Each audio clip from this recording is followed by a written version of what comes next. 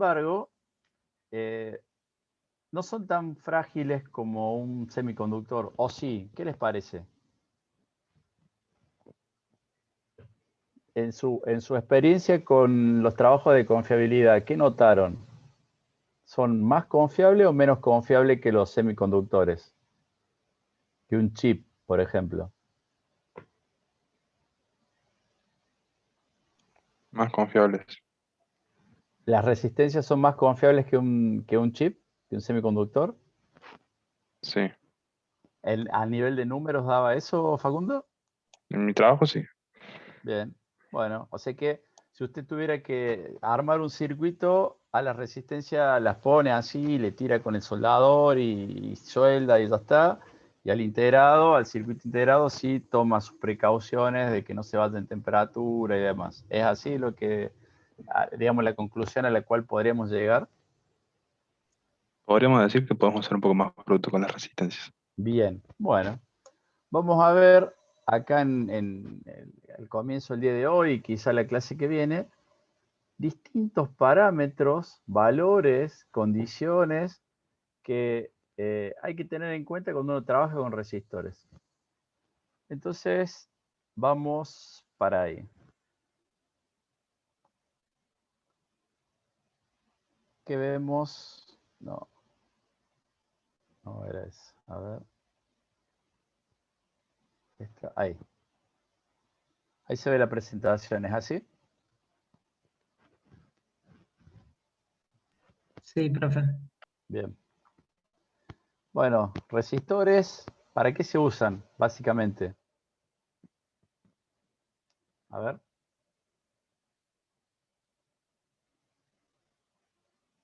¿Para qué ponemos una resistencia en un circuito? Sí, disminuir la corriente, generar una caída de tensión. ¿Disminuir la corriente o limitar la corriente? Limitar. Limitar corriente. En general vamos a poner resistores para limitar corriente o para generar caídas de potencial. Bueno, hasta en 1948 se decía que un ohm absoluto representaba ese valor. Se dice que un ohm es cuando circula una corriente de 1 coulomb segundo, es decir, 1 ampere, y entonces se produce 1 volt de diferencia potencial. Tenemos que saber también cuando hablamos de resistencias, y este es un término que seguramente ustedes ya han comenzado a ver, ppm. ¿Qué significa ppm? ¿Para qué se usan los ppm?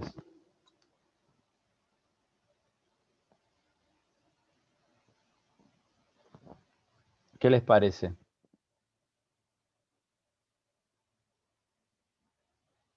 Un porcentaje muy chico, digamos. Claro, es un valor porcentual, pero que es mucho más chico que el valor mínimo, que el 1%. O sea, 10.000 ppm representan a un 1%. Porque si nosotros evaluamos valores resistivos que varían con el tiempo, vamos a ver que esas variaciones son muy pequeñas. Y entonces son tan pequeñas que porcentual no nos alcanzaría. Tenemos que decir 0,0003%. En cambio, podemos decir 3 ppm o 30 ppm o 300 ppm y vamos a estar hablando de esa misma variación, pero que va a ser una magnitud que se pueda medir, entre comillas.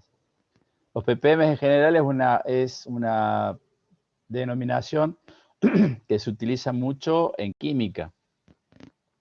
Bueno, nosotros la vamos a utilizar ahora para definir cuánto va a variar una magnitud en base a diversos factores. Vamos a hablar que existen lo que se denominan resistencias patrón. Esas resistencias patrón tienen que ser precisas, tienen que ser estables térmicamente. Además de ser estables térmicamente, tienen que variar muy poco su valor cuando nosotros las sometamos a una variación térmica y tienen que ser robustas. Bueno, en este caso, en esta imagen presentamos una resistencia de 10 ohm. Esa resistencia de 10 ohm, relacionándola con esto que vimos de los ppm, fíjense que tiene una tolerancia de más o menos 10 ppm. tienen un coeficiente de temperatura de más o menos 1 ppm por grado centígrado. En general, estas resistencias, que son resistencias de patrón, se van a utilizar en un laboratorio en el cual nosotros vamos a propiciar que la temperatura permanezca constante y sean 20 grados centígrados. Ahora, la pregunta es, si nosotros nos venimos para acá atrás, vemos que este dispositivo tiene 4 terminales, y cuando venimos a este esquema, vemos que esa resistencia se utiliza de esta manera, utilizando esos 4 terminales. ¿Por qué se usan 4 terminales y no 2 en esa resistencia?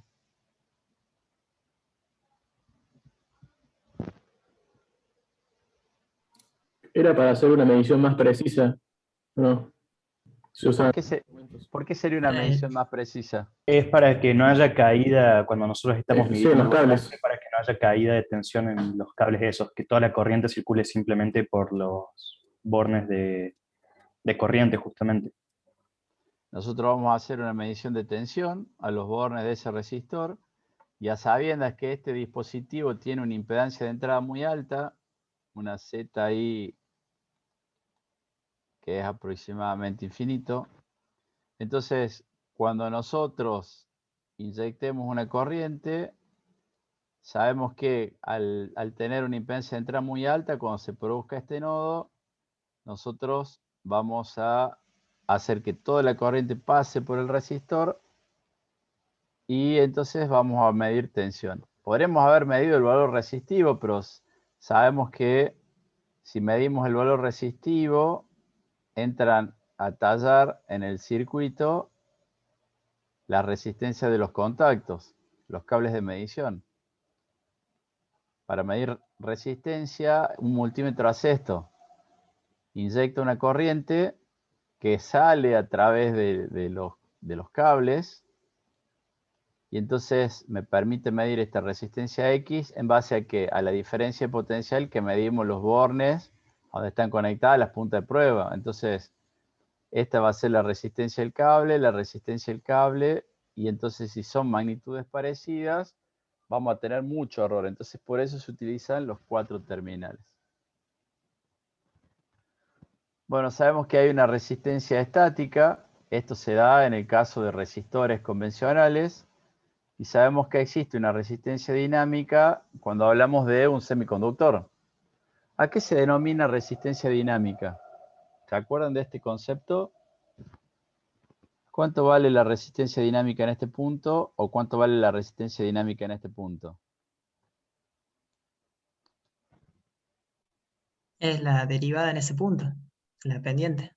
¿Sí? Entonces, si nosotros vemos el pendiente, vamos a poder definir para esta corriente y para esta tensión, o para esta corriente y para esta tensión, valores distintos de resistencia. Bueno, nosotros tenemos que entender que en una resistencia convencional tendremos resistencia estática, y en todo lo que no sea resistivo tendremos una resistencia dinámica. No son conceptos relacionados con la temática. Bueno, ahí hay un ejemplo para un 1N4007. Con respecto a la resistencia, ¿qué podemos decir? Podemos decir que es un valor que depende de las dimensiones geométricas del elemento. Y entonces, en estas dimensiones geométricas, ¿qué tenemos que tener en cuenta? Largo, sección, y ¿qué es este factor que aparece acá?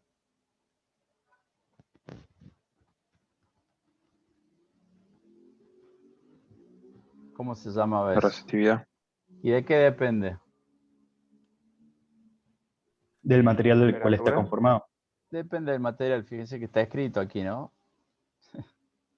Bien. Entonces, de acuerdo a esta resistividad, serán las dimensiones físicas de los elementos que necesitemos para hacer resistencia de potencia, de precisión, resistencias de mayor tamaño, de menor tamaño, etcétera, etcétera. ¿Qué hay con respecto a la clasificación? Vamos para atrás. ¿Qué resistores o qué tipo de resistores conocen?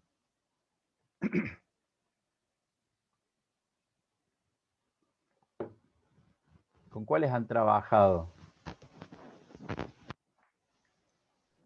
Y los básicos, si no me equivoco, eran de carbono, De los carbono. más comunes. Ajá, bien. ¿Qué otra cosa más, por ejemplo? A ver, Metal Film, creo que había otros, creo que se llamaban así.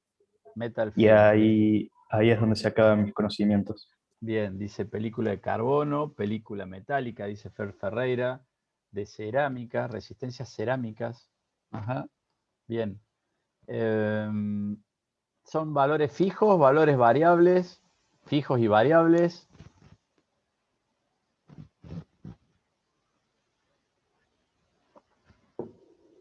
¿Qué les parece? ¿Han trabajado con resistores variables? ¿Con resistores ajustables? Y los potenciómetros, los trim-pot. Potenciómetros, trímpod, bien. Bueno, fíjense que entonces tenemos como dos grandes grupos, ¿no? Las resistencias fijas, perdón, y por otro lado, las resistencias variables. Vamos a ver qué diferencia hay entre las ajustables y las variables, y luego vamos a ver algunas características particulares de cada una de estas tecnologías. Ustedes hablaban recién de carbón, hablaban de película metálica, y vamos a tener las de alambre, digamos, una gran categoría de resistores de alambre. Y así como hablamos de resistencias de carbón y de película, vamos a ver que las resistencias ajustables y variables también van a tener esas diferencias constructivas. El material con el cual nosotros vamos a definir qué valor tiene ese elemento.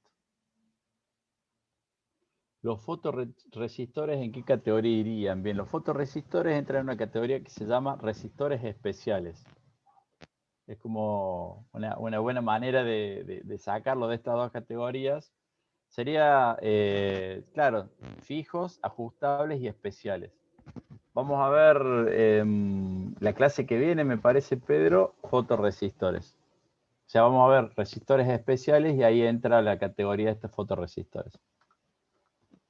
Bien. Hagamos un ejercicio. Este ejercicio que yo les planteo acá me encanta porque siempre fallan. A ver qué pasa el 2021 con este grupo de 40 participantes. ¿Cuánto vale la primera resistencia?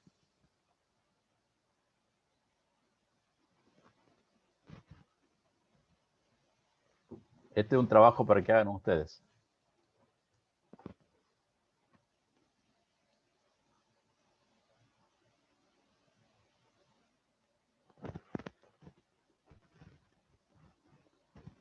Por un bono por 2 puntos para parcial, 2 puntos, 5.700, dice Julián. Vamos a poner acá, 570.000.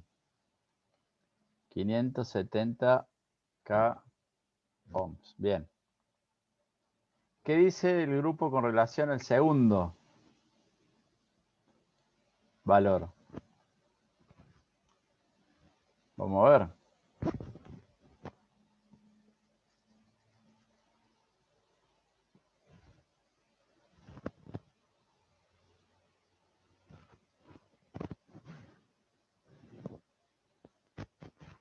$768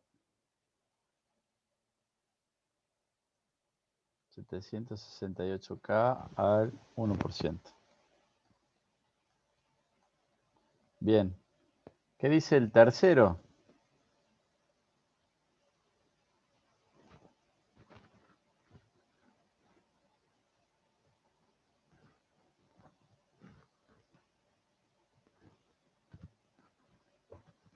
$470. Bien. Uno dice 470 y el otro dice 47. Bueno, vamos a poner el primero, 470 al 5%. Bien. Francisco, bien, dijo 5.230, este de acá arriba, 5.230 al 2%. Sería otra opción. Es esta o esta. Bien. El último. Facundo no se jugó, dijo 470 al X%. Ahí ya el X. Bien, el último es 43,2.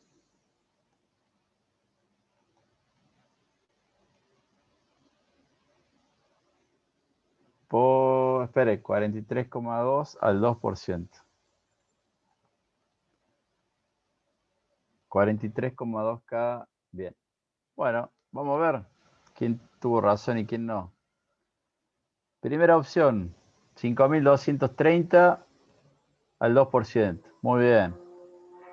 Segunda opción, 768.000 al 1%. Perfecto.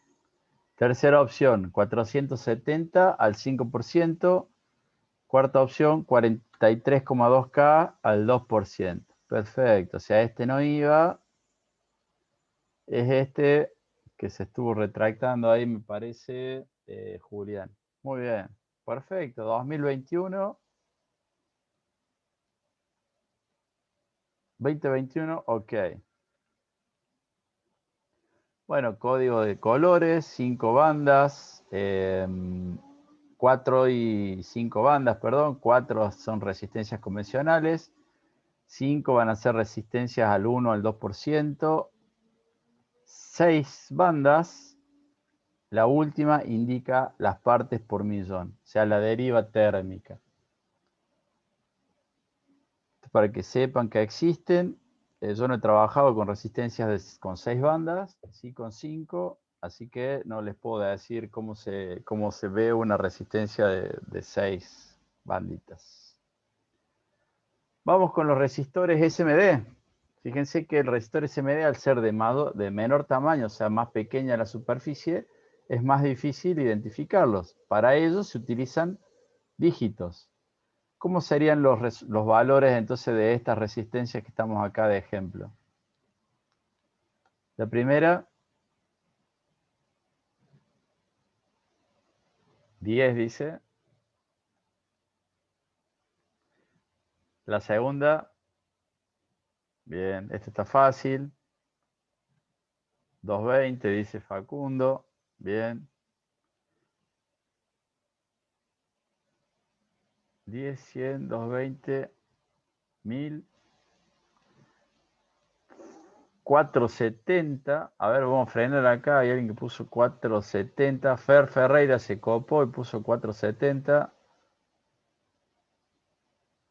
Bien, 4000, perfecto.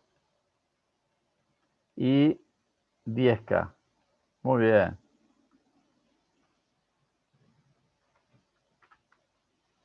10 ohm, 100, 220, 1K, 4,7, 4,7 y 10K, perfecto.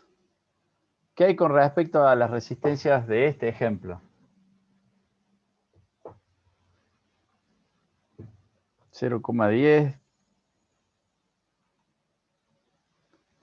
0,22, 0,47 puso alguien por ahí, 1, 2,2, 4,7. Fíjense que la R es la posición de la coma. ¿Qué hay con respecto a estos resistores? Son de mayor precisión. Son de mayor precisión. Bien, entonces van a ser al 1% y los valores posibles, ¿cuántos serían?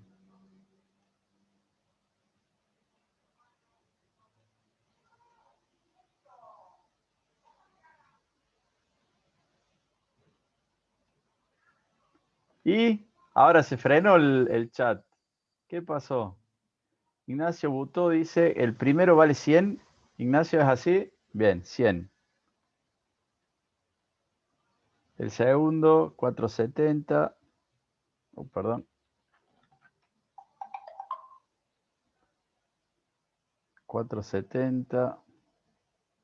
El que sigue, ¿cuánto pusieron? 100 y un 0. El que sigue, 3.300. El que sigue, fíjense que es 100 más 2 ceros. El que sigue, 470 más 3 ceros. Bien. O sea que tenemos el multiplicador más las tres cifras significativas. Bueno, y aquí faltan las EIA 96 nomás, dice. ¿De dónde sacó eso Fer Ferreira?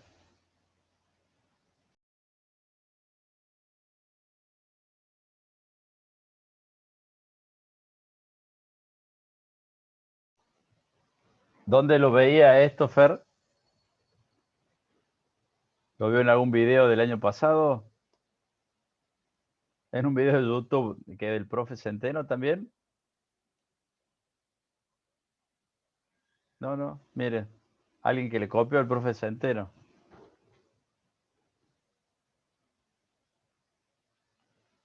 ¿Y qué particularidad tenían las resistencias EIA 96?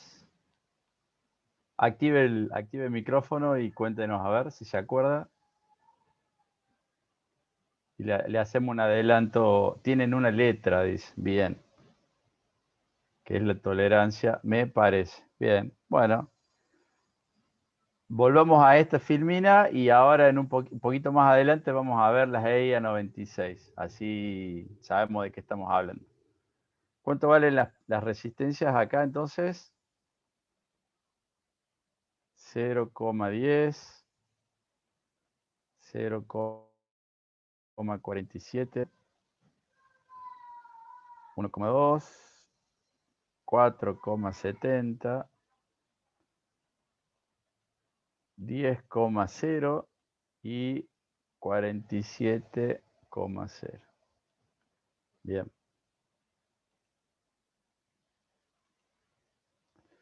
Bueno, las resistencias, el código EIA 96, como decía recién el Fer Ferreira, es un código que me permite con 3 dígitos. Fíjense que si nosotros queremos acá una resistencia al 1%, necesitamos 4 dígitos. O sea, necesitamos una superficie determinada para poder estampar el número. Entonces, el código EIA 96 con 3 unidades o 3 caracteres, puedo identificar resistencias al 1%. Fíjense que aquí necesito 4 caracteres. En este código voy a necesitar 3 caracteres. Y entonces, ¿cómo se lee esto? Bueno, se usa así. 0,1 representa este valor. Sería el índice a la tabla. Entonces, 100 por Y. Y representa 0,01. Entonces, ¿esta resistencia cuánto vale?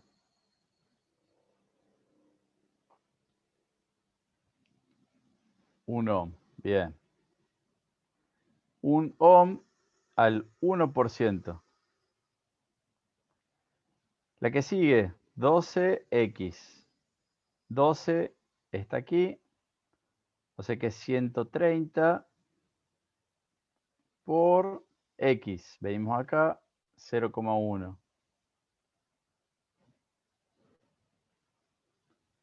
13 ohm.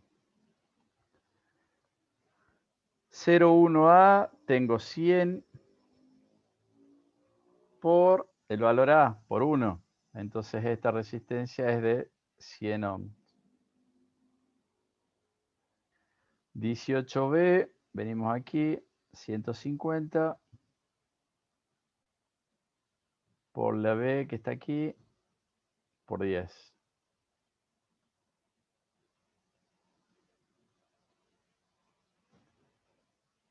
1500. ¿Cuál es la de 30K? 13. ¿Por qué les dio 13 y 30K a Lucy o Eliana?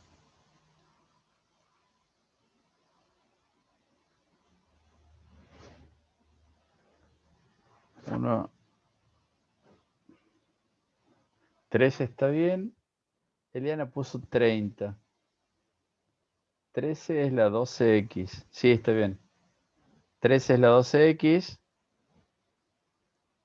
30, está adelantada, bien, perdón. 30C, fíjese. 30 es este que está aquí, o sea que es 200 por... Ah, bien. La letra C es 10, es 100. Entonces sí, son 20K. Bien. Y 52D, el 52 está por acá.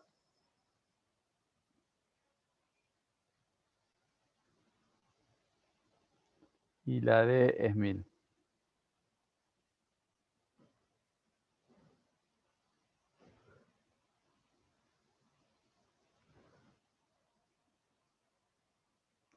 $340 por la D de dedo, 1000. O sea que son 3, 4, 1, 2, 3, 4, o sea, 340 kilo ohms. Bien. Entonces, con este código EIA96, nosotros con 3 caracteres podemos tener la misma cantidad de información que si fueran 4 caracteres en el código convencional. Bien, sigamos. Bueno, hay algo que vamos a tener en cuenta a posteriori es que, y ustedes ya lo deben haber notado, a medida que la potencia cambia, también cambia el formato. Está algo estandarizada la cuestión dimensiones versus potencia.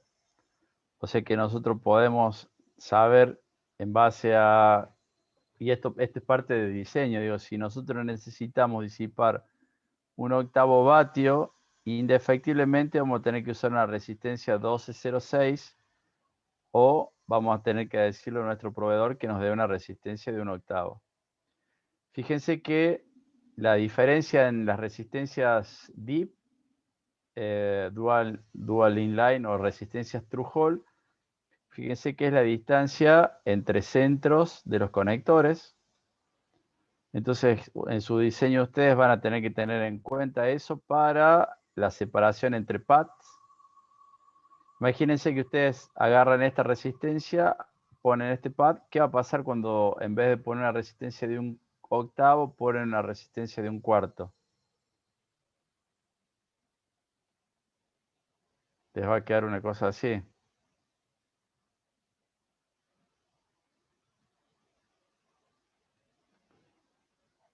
Porque el componente no entra. O van a tener que hacer algo así.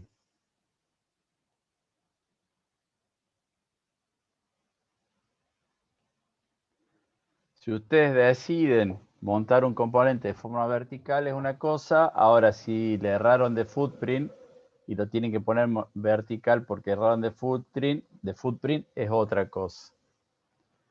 Bien. ¿Qué características son las que ustedes conocen de los resistores con los cuales han trabajado? ¿Qué parámetros de estos que están acá sabían que existían?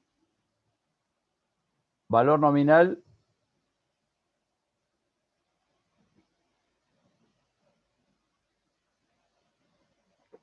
Seguramente sí. Tolerancia, potencia. ¿Qué otro parámetro más utilizan para elegir una u otra resistencia, un tipo u otro tipo de tecnología de fabricación? ¿Cuál otro conocen?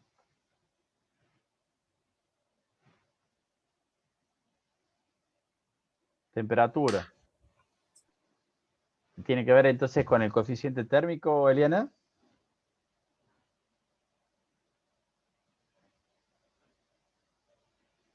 O la temperatura, sí, con el coeficiente térmico. O sea que Eliana tiene en cuenta el coeficiente térmico. Sin embargo, existen otros parámetros como la tensión máxima, el coeficiente de tensión, cuánto ruido pueden introducir las resistencias en el circuito, a qué temperaturas yo voy a poder operar, trabajar, frecuencia de trabajo, qué tan estables son, qué tan soldables son o qué pasa cuando las soldamos, y la relación con la humedad. Fíjense cuántos parámetros aparecen ahora en el abanico de posibilidades. Con lo cual, si yo les decía que la resistencia ustedes le tiraban en un circuito, le daban calor y listo, ahora tengo que tener en cuenta distintos parámetros, ya se comienza a complejizar un poco el diseño. Bien, el valor nominal. Bueno, es el que indica el fabricante. ¿Cómo lo indica el fabricante al valor nominal?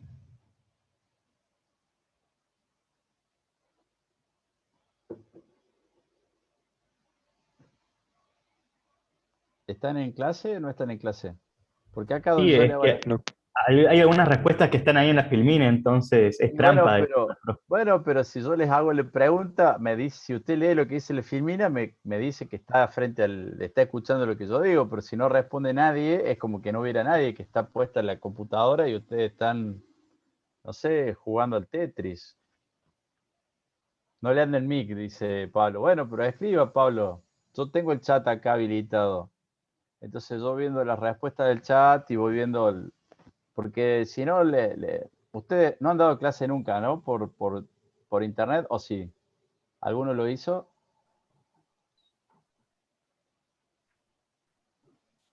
Clase de fútbol, dice Pablo. Federico Paulin dice que sí. Una clase. ¿Qué sintió Federico en esa clase que dio? Cuente su experiencia. No, yo le di clase, un par de clases particulares a una chica, digamos, para que rinda física. Sí. Y no, bueno, le di, creo que fueron 3 semanas. Ajá. Y no, eso, digamos, yo le iba explicando los temas de física, Y, pero y esa chica prendió la cámara y hacía caras cuando usted decía cosas, o era, usted le hablaba a la computadora y nada más. no, yo más que nada le hablaba a la compu y que cada tanto le preguntaba, bueno, se entiendo, tenés alguna duda, cosas así. Ujú. ¿Cómo Eso se más que siente? nada. Seguro rindió mal, dice Pablo Gómez. ¿Cómo le va, Pablo? No, por suerte les fue bien, me dijo que les fue bien. Santiago, pregunta, ¿usted cuando da clases, son virtuales también las clases? Sí, bien. ¿Y sus alumnos prendían las cámaras?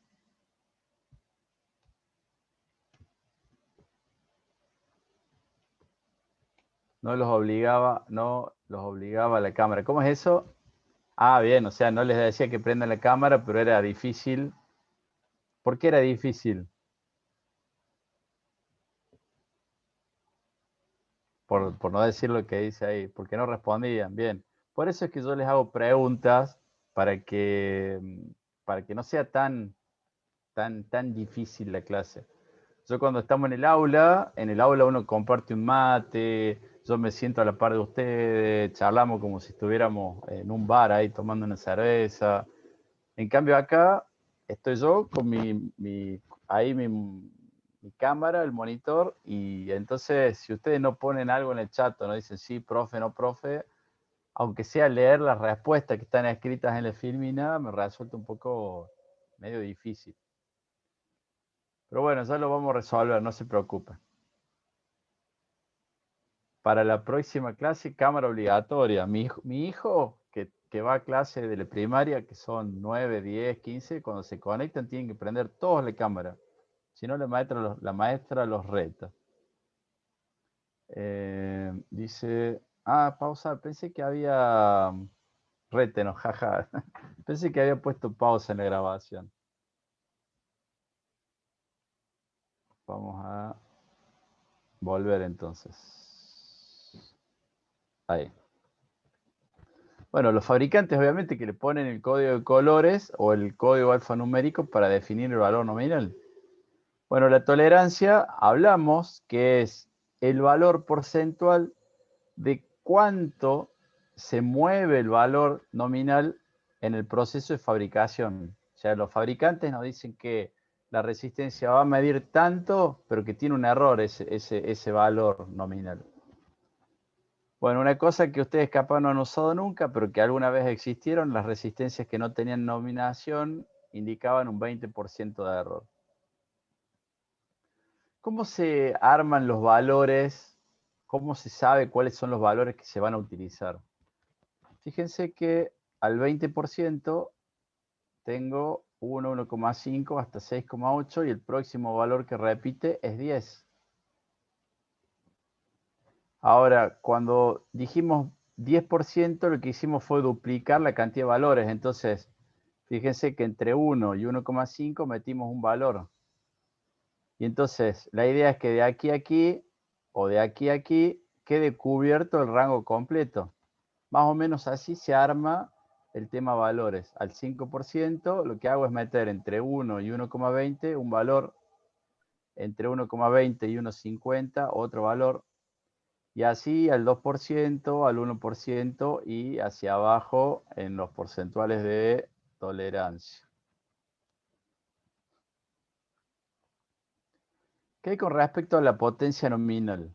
Bien, la potencia nominal es la que el fabricante nos garantiza que vamos a poder, o a la cual vamos a poder trabajar con ese componente sin que su valor cambie. ¿Durante cuánto tiempo? Bueno, fíjense que acá dice durante la vida, durante todo su tiempo de vida. Y la idea es que trabajen a una temperatura de servicio y ya vamos a hablar enseguida con relación a las temperaturas. Bueno, recién hicimos hincapié que según el tamaño será la potencia y los valores normalizados de potencia que hay disponibles en el mercado. ¿Qué hay con respecto al coeficiente térmico? Bueno, el coeficiente térmico dice, define la variación de la resistencia en base al cambio de la temperatura a la cual se somete el dispositivo. Entonces, viene especificado como una variación porcentual por grados centígrados o una variación en partes por millón por grados centígrados. Si ustedes tuvieran que elegir un componente, tecnología A o tecnología B, y tuvieran que elegir en base al coeficiente térmico, la tecnología A viene en % por grado centígrado y la tecnología B viene en ppm por grado centígrado. ¿Cuál de las dos eligen? Y ppm, ya un ppm con respecto a uno de porcentual es 10.000 veces más chico, creo que había dicho usted, así que Exacto. es bastante mejor. O sea que si ya la especificación nos habla de partes por millón, nos está diciendo que varía muy poco en relación a un delta T al cual someto el componente. Bueno, ese coeficiente térmico puede tener una variación lineal o una variación que no sea lineal. O sea que eso también hay que leerlo en la hoja de datos. Bueno, resulta que aparece un término más, un factor más al cual hay que tener en cuenta cuando uno trabaja con una resistencia. Y es la tensión máxima que yo puedo aplicar a los bornes de este componente. Se especifica en general en continua o valor RMS a 50 Hz. La idea es que cuando nosotros apliquemos la tensión máxima, esa tensión máxima no provoque que el componente supere la temperatura nominal de funcionamiento. De nuevo, ya vamos a ver enseguida de qué se trata esa temperatura nominal. Y fíjense que es dependiente del material con el que está construido el componente y la forma física del componente.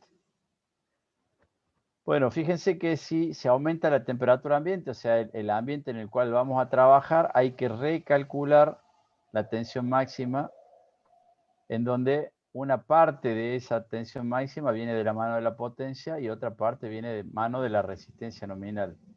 De hecho, nosotros sabemos que potencia es tensión, hay relación entre la tensión, la resistencia y la corriente. Entonces, obviamente que la tensión máxima tiene que venir un poco de la mano de la potencia y de la resistencia nominal. Pero también esa tensión máxima de trabajo depende de la tensión de aislación que tenga el componente y también la rigidez dieléctrica que haya entre terminales. ¿Qué ocurre? Fíjense el esquema de la izquierda.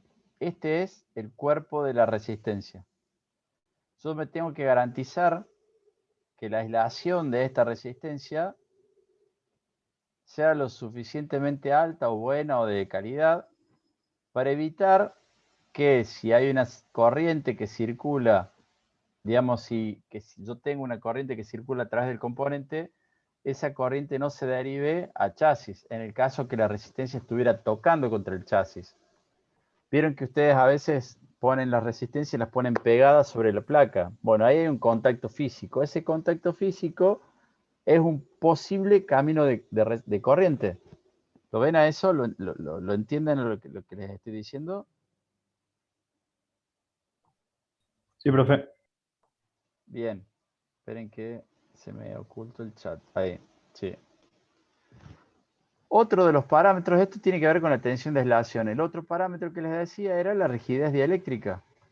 Si yo aplico un potencial a un extremo de la resistencia y aplico otro, digamos, esa diferencia potencial al otro extremo, puede que se rompa el elemento porque el potencial es muy alto. Entonces, tenemos que saber qué parámetro se banca ese componente, y siempre cuando hablamos de tensiones muy elevadas. Fíjense que ahora aparece otro coeficiente. Coeficiente de tensión. Y fíjense que dice, variación de la resistencia en base a las variaciones de tensión aplicadas a sus bornes. Quiere decir que antes nosotros la resistencia la tiramos en un circuito y ya está. Ahora, ¿qué pasa si ese circuito varía el potencial aplicado a los bornes de esa resistencia? Además de variar, digo, si yo tengo una resistencia y le aplico un potencial, va a aparecer una corriente. Bien, esta corriente, ¿de qué depende?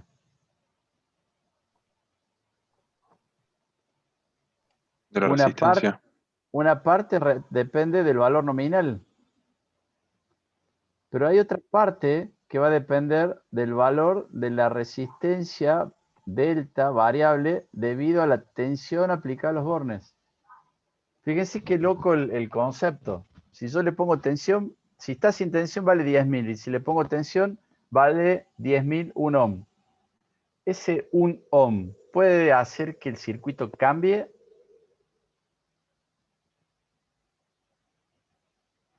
Una pregunta que hay que tener en cuenta.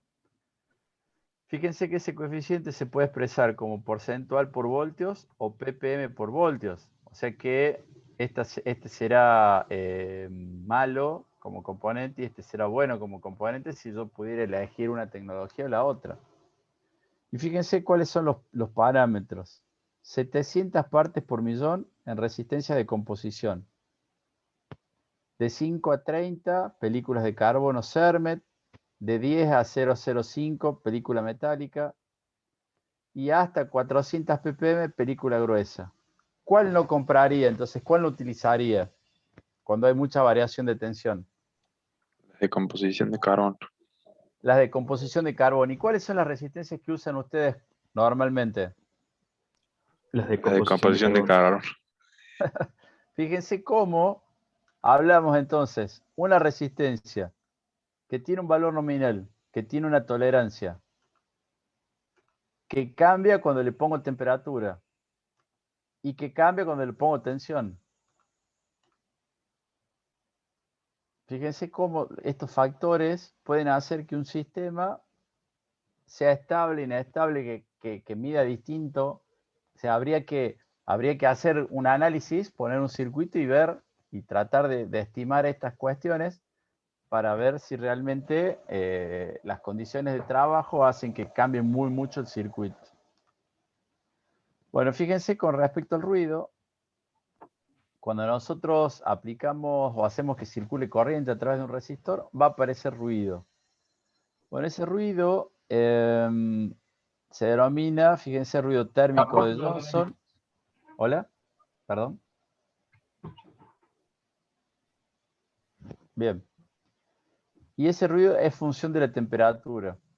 Bueno, fíjense, constante, temperatura, delta de frecuencia, valor nominal. O sea que acá tenemos distintos parámetros que van a hacer que ese ruido pueda aumentar o disminuir. Podemos saber cuál va a ser el ruido en base a la tensión de trabajo en continua, en base al ancho de banda en el cual nosotros estemos haciendo uso de ese componente. Fíjense que cuando hablamos de ruido, tenemos que pensar que cuándo se va a potenciar ese valor, cuándo va a comenzar a ser importante. Entonces dice, cuando tengo resistencias de valor elevado, cuando tengo circuitos que están sometidos a tensiones continuas de alto valor. Fíjense que dice acá, circuitos con alta ganancia. Bueno, y obviamente en aplicaciones donde tenemos audiofrecuencia, el ruido, ¿cómo se ve en esas aplicaciones de audiofrecuencia? Como zumbidos. Vamos a ver en algunas filminas más adelante qué hacer con esta combinación de resistencia elevada y ganancia elevada. Bueno, recién les decía que los circuitos, las resistencias tienen como parámetro la máxima temperatura de trabajo. Bien. La máxima temperatura de trabajo es un parámetro que establece el fabricante al cual yo puedo hacer trabajar sin problema mi resistencia. Pero ¿qué ocurre? Dice la especificación que los resistores tienen que operar hasta la temperatura nominal, que normalmente suele ser, fíjense aquí, dice 70 grados. Así como decimos que la temperatura de un laboratorio es 20 o 25 grados, bueno, la temperatura nominal en general para los resistores va a ser 70 grados. ¿Qué significa? Que si la temperatura ambiente está por debajo de los 70 grados, yo puedo considerar la potencia nominal como la máxima potencia a la cual puedo hacer trabajar el resistor. Ahora, si la temperatura ambiente aumenta, ¿qué tengo que hacer? Tengo que cambiar las condiciones del sistema para que esa resistencia solo disipe 0,5 vatios de la potencia, 0,5 de la potencia nominal. Entonces, es muy importante conocer el ambiente. ¿Se acuerdan para qué era importante conocer el ambiente también?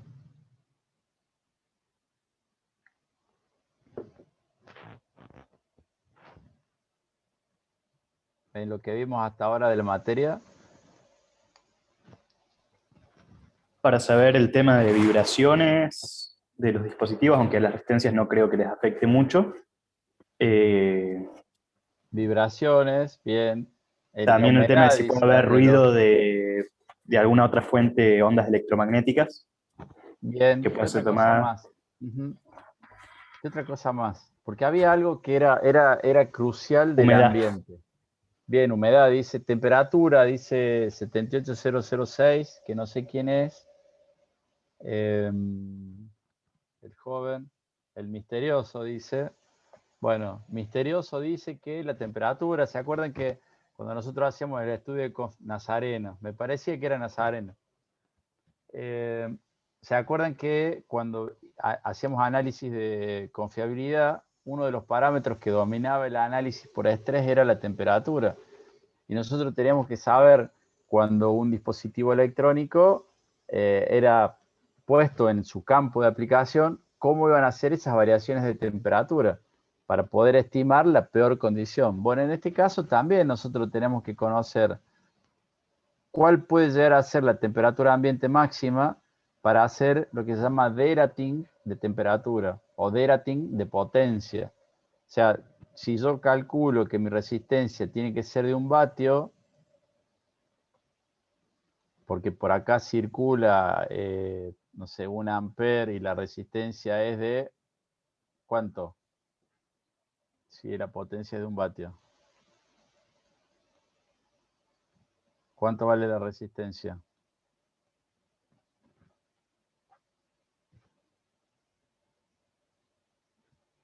Bien, de 1 ohm. Ahora, si esta resistencia va a estar sometida a 120 grados de temperatura ambiente, ¿de qué potencia tendría que ser el resistor?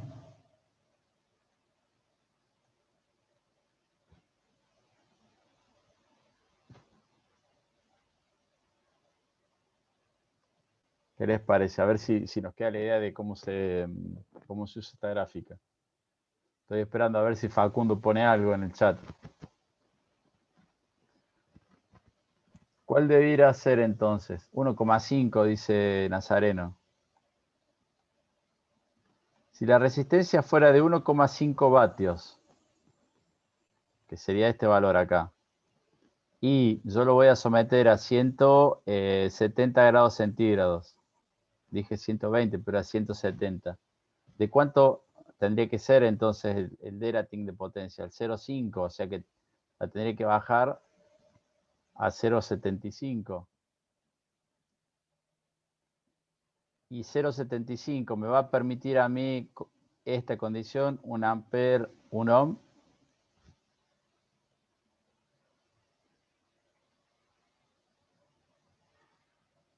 Esa sería la pregunta.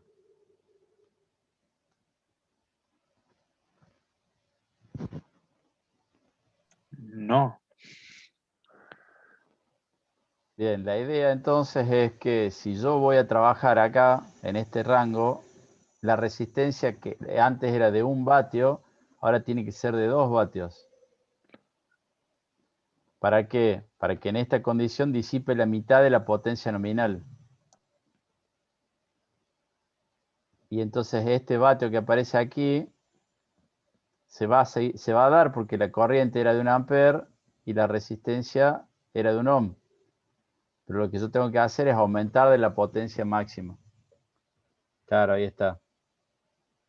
2 vatios entonces. ¿Se entiende el concepto de derating de potencia?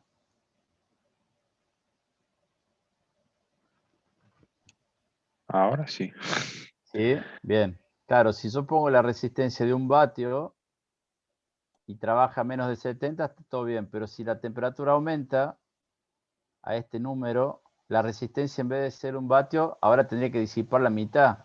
Pero por el circuito pasa 1 vatio. O sea, 1 ampere con 1 voltio. Entonces, indefectiblemente ahora tengo que hacer que la resistencia sea de 2 vatios para que por derating sea de 1. O lo que tengo que hacer es modificar las condiciones del circuito para que la corriente en vez de ser de 1 ampere sea de 0,5 amperes o la mitad. ¿Está? Esa es la idea de la temperatura máxima y el derating de potencia. Bueno, algo que no les dije, esta gráfica viene especificada en la hoja técnica o en el datasheet de los resistores. Cuando ustedes buscan tal marca, tal valor, tal tipo, van a tener una gráfica que les dice cuál es la temperatura máxima y cuál es el derating que tienen que tener, porque hay algunos que son, la gráfica es así. O sea, tienen mayor pendiente. Bien. Les decía hace rato que cuando las resistencias tengan determinado valor y los circuitos sean de alta frecuencia, iba a haber ruido. Pero también hay una cuestión con respecto al efecto de la frecuencia. Bien. Tenemos que saber que los resistores de composición en particular tienen un esquema parecido al de la imagen, este que se ve aquí, un capacitor en paralelo con este R sería el valor nominal.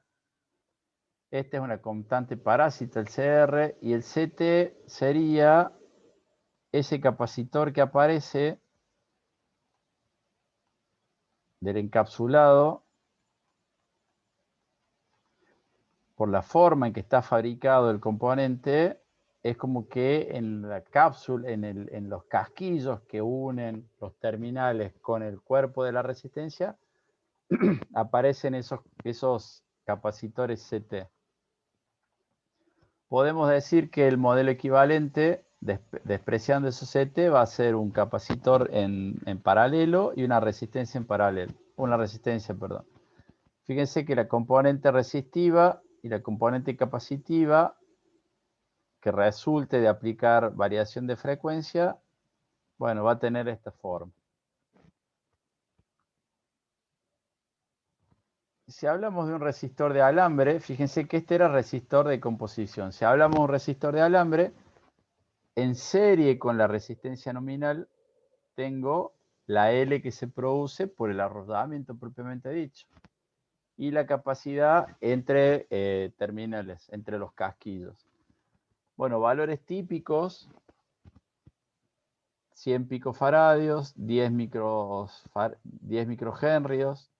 Y entonces, si nosotros hacemos un análisis por una resistencia de 50 kilo ohm, vamos a ver que la frecuencia de resonancia va a estar entre 3 y 5 MHz. Por lo tanto, si nosotros hacemos variación porcentual, impedancia versus resistencia en continua, o sea, acá no hay influencia de la frecuencia, pero a medida que yo vaya aumentando, fíjense que va a comenzar a haber una influencia de las componentes parásitas. Si ustedes tuvieran que elegir para un circuito que trabaja a 100 MHz, ¿qué valores de resistencia tienen que utilizar en su esquema?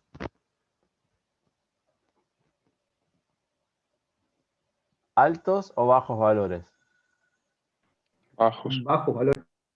Fíjense que la idea es esa, ¿no? Uso resistores de alrededor de 10K o para abajo. Entonces, es importante conocer también cuánto varía en frecuencia, porque a veces nosotros no queremos que la resistencia sea un componente que se ve influenciado por la frecuencia. Bien, acá me dice que hay que tener en cuenta con la frecuencia. Dice que, bueno, estos son los márgenes de uso de acuerdo a las tecnologías. Y relacionando esto de ruido y frecuencia, dijimos anteriormente que a mayor valor de R voy a tener mayor ruido. Entonces, ¿cómo hacemos para matizar o combinar estos dos efectos? Fíjense que dice acá, se utilizan para altas ganancias en amplificadores operacionales redes tipo T. ¿Qué significa esto? Una red tipo T tiene esta forma. Entro con una tensión por la pata inversora, salgo, y entonces este circuito yo cómo lo podría haber dibujado si es un inversor. Podría haber dibujado de esta manera.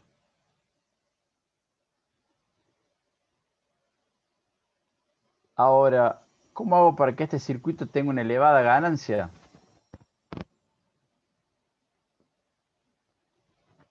Le pongo, supóngase, qué sé yo, 1 mega y 10K. ¿Qué ocurre si pongo 1 mega o pongo al revés? 10K y este de acá arriba en vez de 1 mega, que me está dando pie el esquema. 3,6 megas. ¿Cuánto gana esta etapa?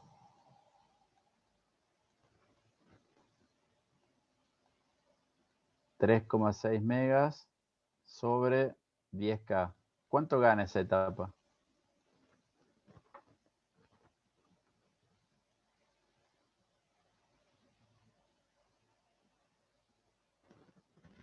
¿Qué les parece? 360, bro. 360, no estaba viendo el chat. Bien, 360. Es un valor muy grande de ganancia. Y dijimos que si tengo alta ganancia, voy a tener alto ruido. ¿Por qué voy a tener alto ruido? Porque esta resistencia es muy grande. Entonces, lo vimos aquí también. Digo, ¿cómo hago para que aumente su frecuencia? Tengo que poner una resistencia de este valor y una de estas. Y entonces esta resistencia, por el valor que tiene, sería aquí 3,6 megas. La respuesta en frecuencia no me facilita la vida. Tengo poca respuesta en frecuencia. Entonces, ¿qué hago? Bueno, armo lo que se llama la red T, este que está aquí, que es esta configuración R2, R4 y R3, que he hecho el análisis de esta relación. Fíjense, este módulo que está aquí va a tener una Z equivalente, ZCS de 3,6 megaohm. ¿Pero qué valores utilicé para conseguir 3,6? Utilicé estos que están acá. 180 y 10K. Entonces, si nosotros nos venimos aquí, fíjense cómo aumentó el ancho de banda. Pasamos de 3,6 a 180. Esto estaría, más o menos sería 180. Entonces, esta red esta configuración me permite tener una alta ganancia, pero con valores que son más chicos de resistencia, con lo cual voy a tener más ancho de banda y menos ruido. ¿Queda el concepto dando vuelta?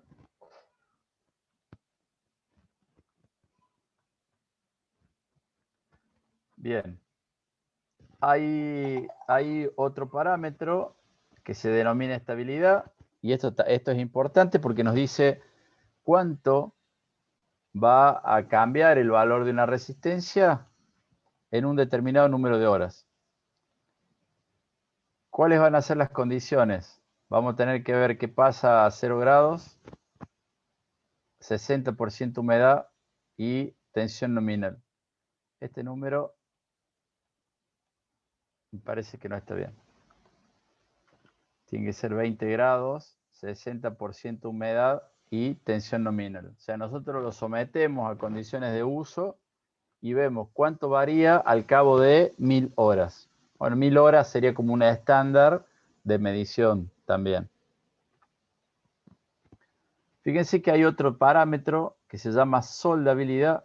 Y fíjense que dice acá, variación permanente de la resistencia debido al calor del soldador. Nosotros cuando soldamos, ¿somos buenos soldadores, medianos soldadores o malos soldadores? ¿Qué les parece? ¿Estaremos dándole 15 segundos de calor a una resistencia? 15 es un montón. 15 es un 15, montón. 15 es un montón. Fíjense que ese 15 representa un 5% de variación en resistencia de composición. O sea, nosotros usamos un soldador convencional a 350 grados, es decir, la temperatura que nos estaría dando una estación de soldadura, por ejemplo, y se nos va la mano con el tiempo, ¿qué vamos a conseguir sin darnos cuenta? Bueno, ahora sí ya sabemos que el valor de la resistencia puede cambiar. Y puede cambiar poco o mucho de acuerdo a la cantidad de calor que le demos durante una cierta cantidad de tiempo. Bueno, este parámetro de soldabilidad se aplica o se mide aplicando calor a 12 milímetros del cuerpo de la resistencia en estas condiciones, para poder saber cuánto varía. Entonces, cuando trabajen con este componente, ustedes dicen, es una resistencia, bueno, pero tratemos de no someterla a estrés cuando la estamos soldando.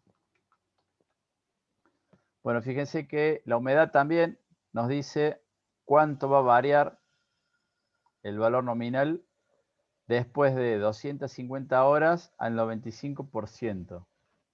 250 horas, ¿es poco o es mucho tiempo?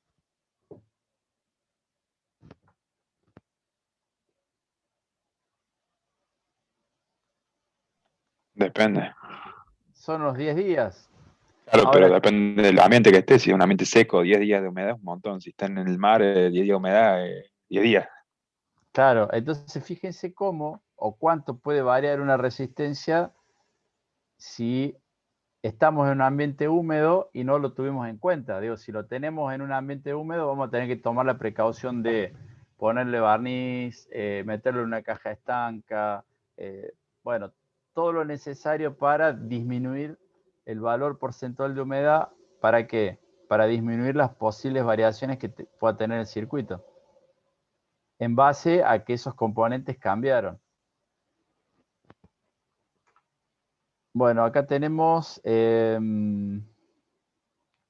lo que le decía, un parámetro, lo que se llama fatiga también, variación de la resistencia en 1000 horas, sometidas a 70 grados, es decir, a la tensión, a la temperatura nominal máxima, antes de hacer derating de potencia, 60% humedad, tensión nominal. Fíjense cuánto varían las resistencias de composición. Si ustedes tuvieran esas condiciones de trabajo, ¿qué tecnología utilizarían como mínimo?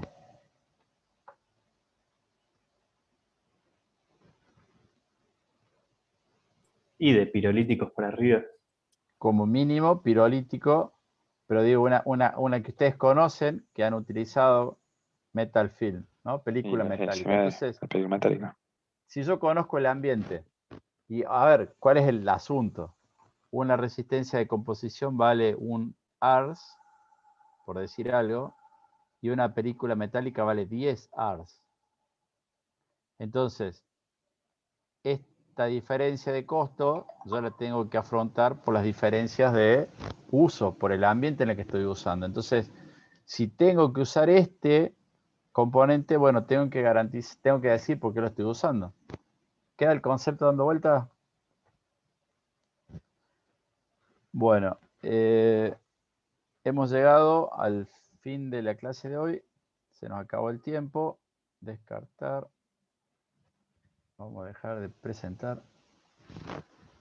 Bien, vamos a detener ahí.